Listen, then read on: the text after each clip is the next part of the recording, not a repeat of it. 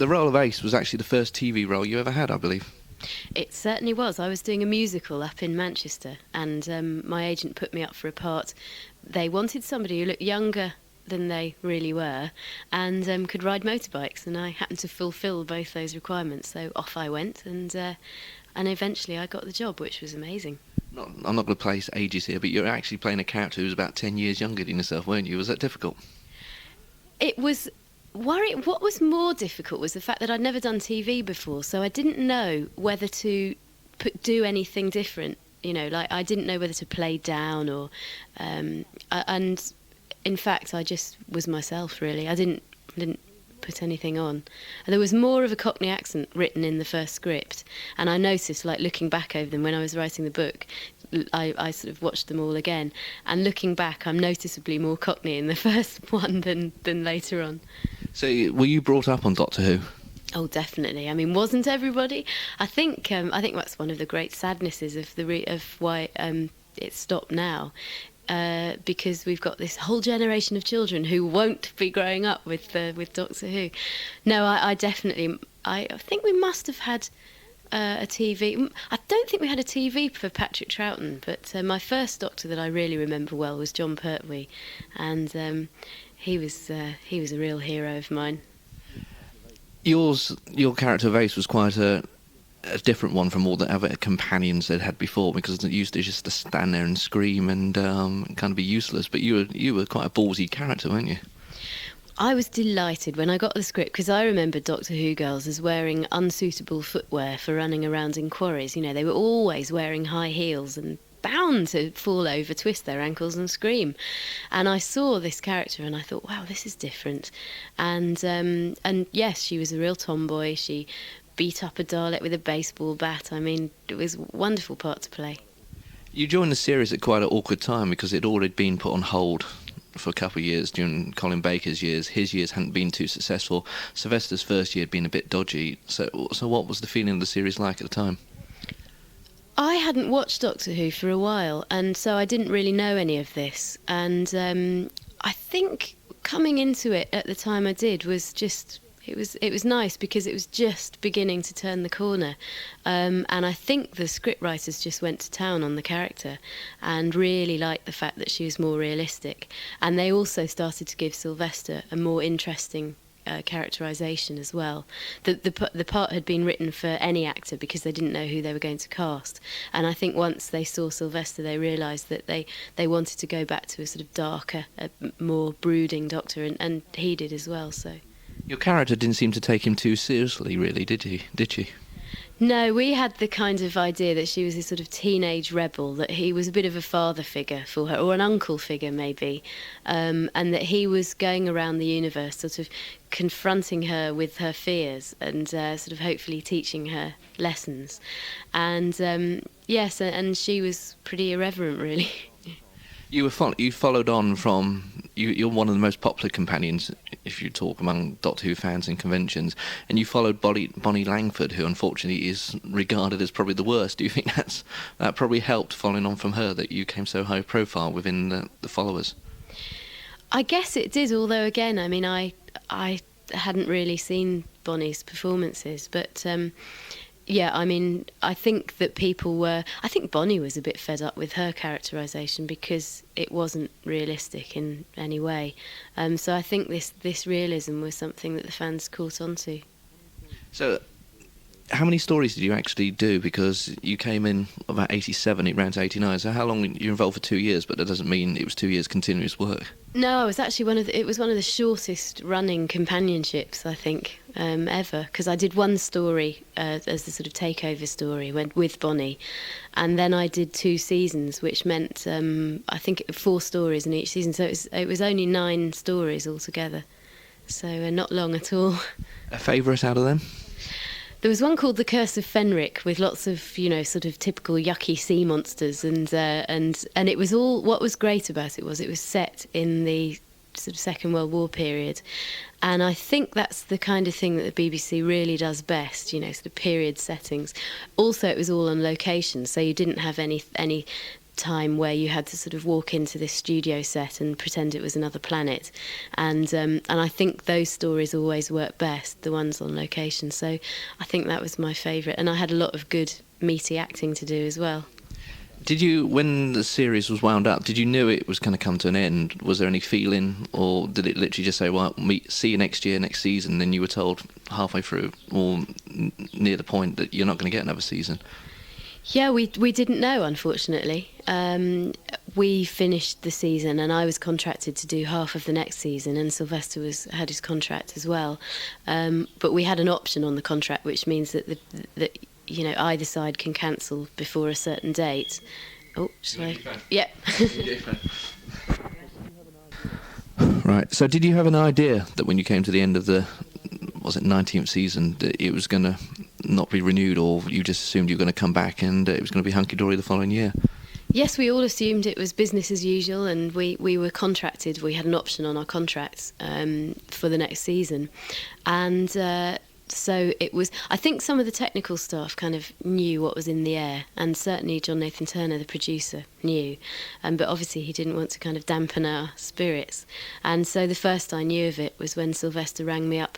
I was rehearsing for a children's programme at the BBC, and he rang me up and said, "Are you sitting down? This is what's happening." And we were pretty upset about it at first, but then you just sort of take these things as read in this business, and you just kind of think, oh well, next job.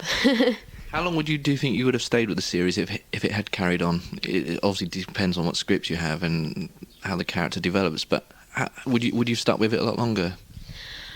I would have. I was contracted just for half of the next season, so it would have been about 2 more stories, and then I would have left.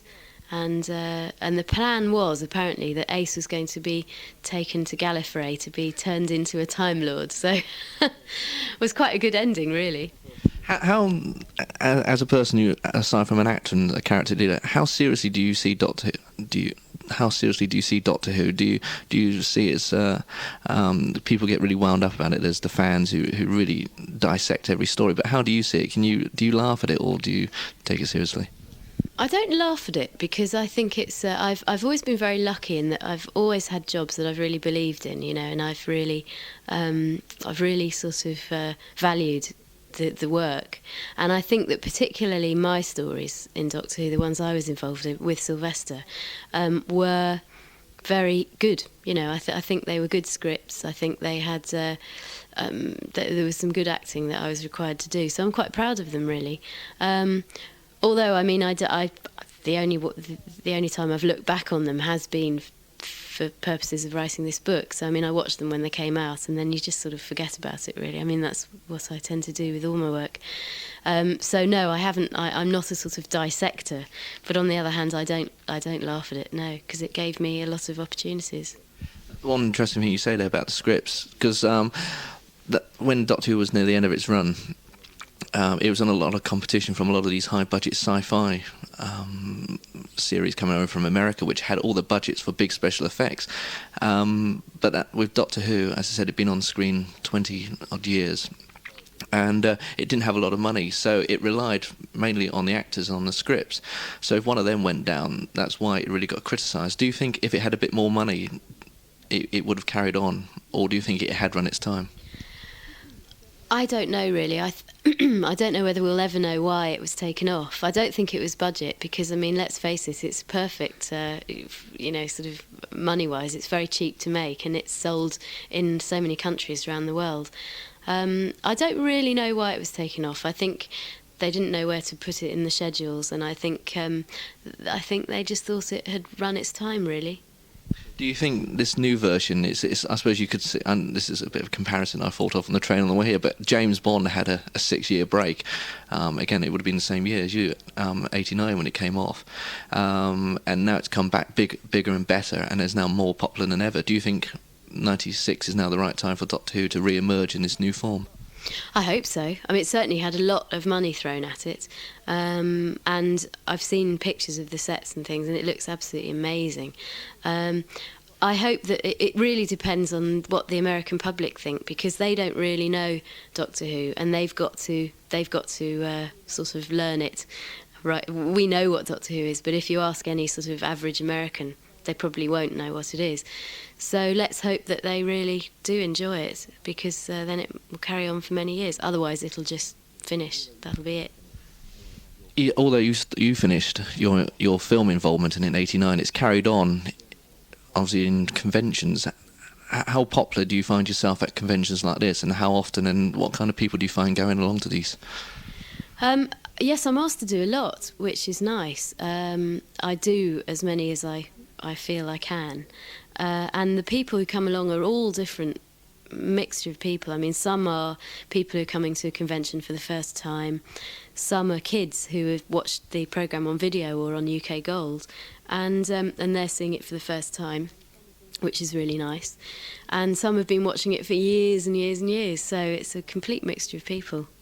And the character Ace is carried on in the Doctor Who The New Adventures, which has seen a kind of grow quite wild. I haven't actually read the books, but read the synopsis, and then she seems to be a real kind of younger version, or a kind of similar Tank Girl now in a way. She's quite a comic strip character. She's moved quite away from the companion she was. How do you see the character in that form? I think it's great that she's continued in the novel form. I mean, I haven't sort of read all of them myself. I've read a couple of them. But obviously it's really up to the novelists what they do with the character. You know, you sort of relinquish the character once the series is over. But it's quite strange to actually read about what somebody thinks that your character might have turned into, you know. And I can certainly see elements of the old Ace in the New Adventures. How do you view the books? Do you sit there and read, well, I wouldn't do that? Or, because obviously the character is you, it's a character that you've developed, and you sit there and read it, and you can obviously picture yourself and say, I would never do that. So do you find yourself, well, when you have read them, being drawn into them personally? Yes, I have in a way. I mean, I've only read about 3, as I say, but I have sort of seen elements of that, and but I've never thought, oh no, I wouldn't do that, you know, because I mean, it's up to the novelist what they want to do with the character.